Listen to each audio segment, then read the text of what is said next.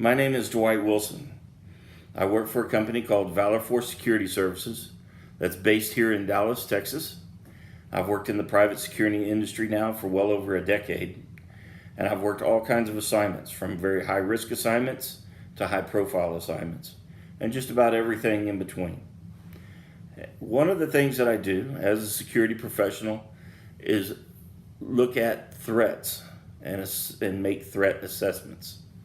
So what I would like to talk to you today a little bit about is the ongoing threats to our cities. Now in Dallas, Texas, we've seen mass shootings, we've seen workplace violence, we've seen, of course, street crime, the murder rate, we've seen organized crime, the cartels, drug trafficking, sex trafficking, all kinds of problems that major cities have. But one of these threats that's coming about now, that's changing everything, I believe, is technology. Now, we know all about cyber threats, cybersecurity, and even ransomware attacks. These have even affected our government, local, state, and federal. Okay? But what's the new threat? What is a new threat that actually affects our entire city and even our entire nation? Well, one of these things that I've been watching very closely is the influence of social media. Let me explain.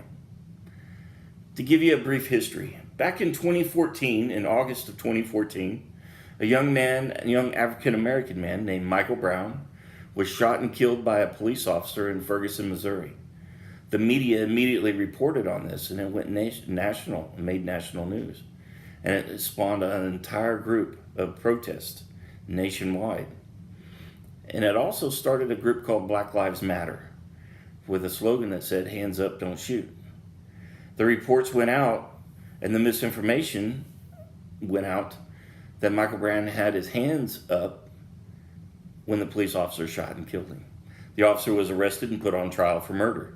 He was exonerated due to evidence and eyewitness testimony that supported the officer's account of what happened, that he was actually going for his gun when he shot and killed him.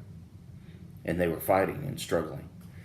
So the officer was exonerated, but the damage was done. Millions of dollars in damage from protests and from the rioting and from looting that happened afterwards had already occurred.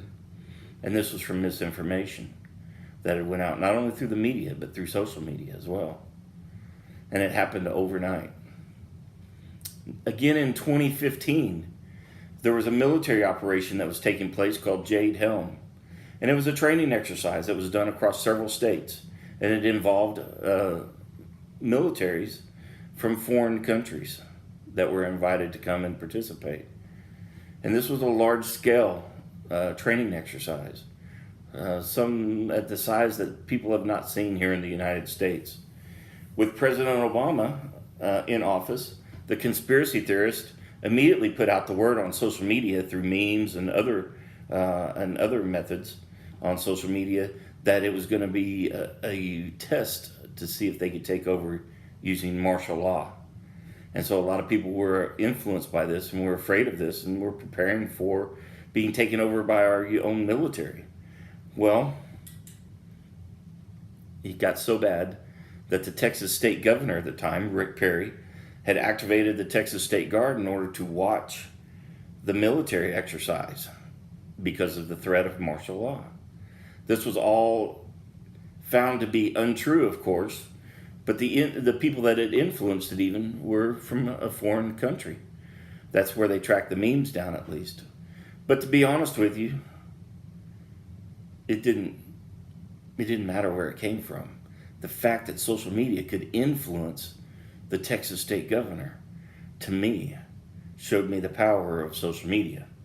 In 2016, when Donald Trump was elected president, it made sense to me when Russia was accused of influencing our election.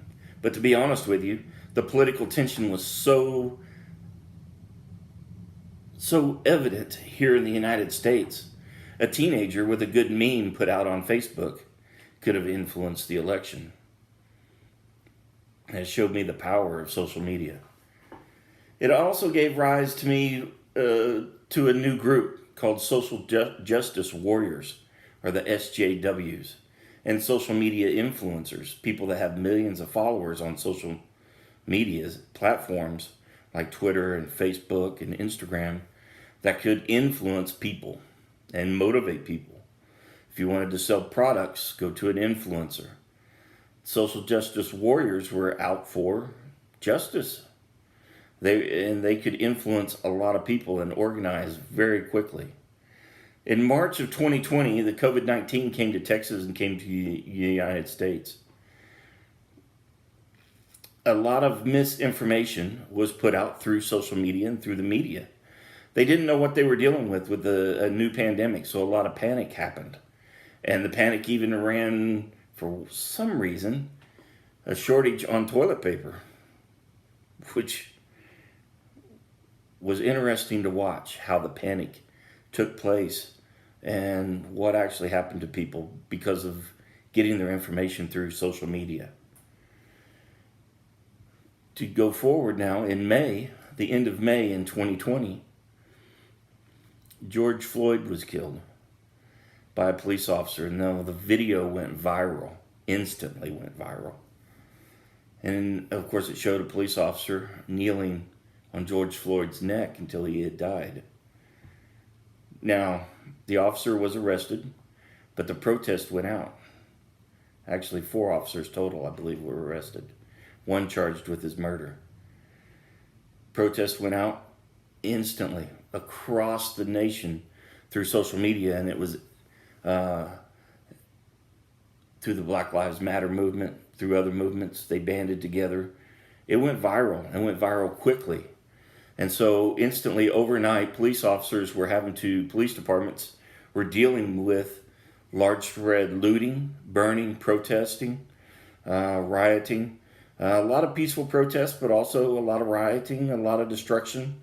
Either way, George Floyd was dead. And so there was a lot of call out for the restructuring of police departments, the holding police accountable everywhere. And that video had started that. But the power of social media made it go viral instantly and very quickly.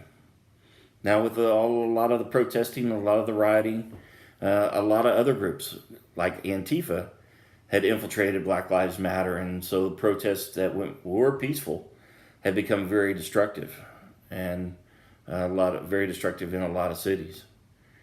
Now out of this came the call for defunding the police departments, as well as removing all the oppressive statues that represented Civil War generals and veterans during this movement.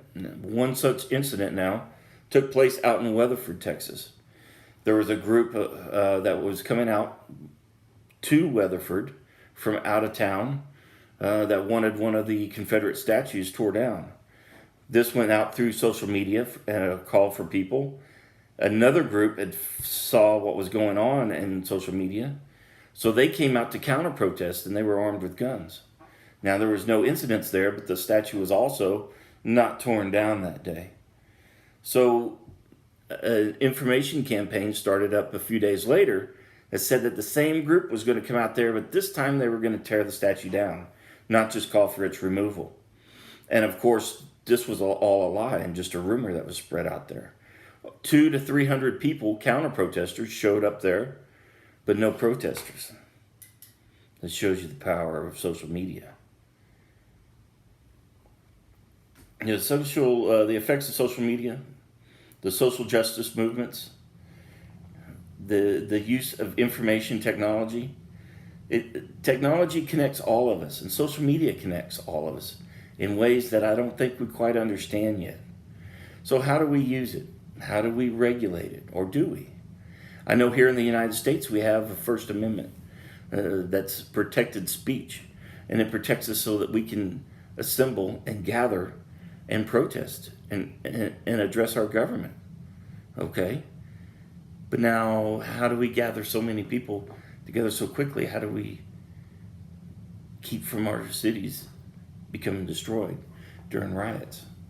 Now, when I talked about calling for the defunding of the police by the social justice warriors, the state of Texas, Austin, Texas, has voted to defund their police department by a third of its budget, $120 million. How is that going to affect that city? And this is not just one city, but there's a lot of cities throughout the United States now that are having their police departments defunded. How's that going to affect the threats to the city now?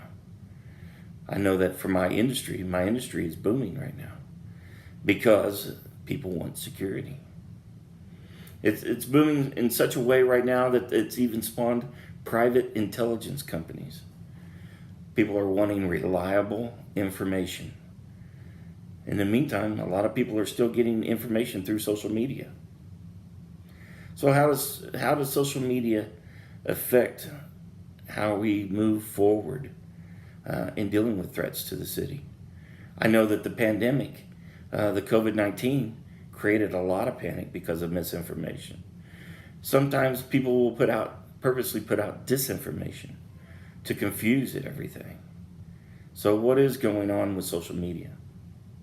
But yet social media, for everything that I've said negative about it, it has introduced me to new people I would have never have met, become friends with, exchanged ideas with, exchanged information with. It's connected me to all kinds of people, so it has the potential to do a lot of good. But how do we balance that with freedom of speech and yet the freedom to assemble? So these threats will always come to our cities. Threats will change. Threats will evolve over time. So we must learn to change and adapt to the threats as they come our way. But one of the threats that I see that we're dealing with now is social media. Good, bad. It's not up to me to judge. I'm only a security officer. I look and see what's going on around me and deal with problems that present myself in the course of my duties and for to protect my clients. So, good, bad, I don't make a value judgment on that. It just is. Thank you.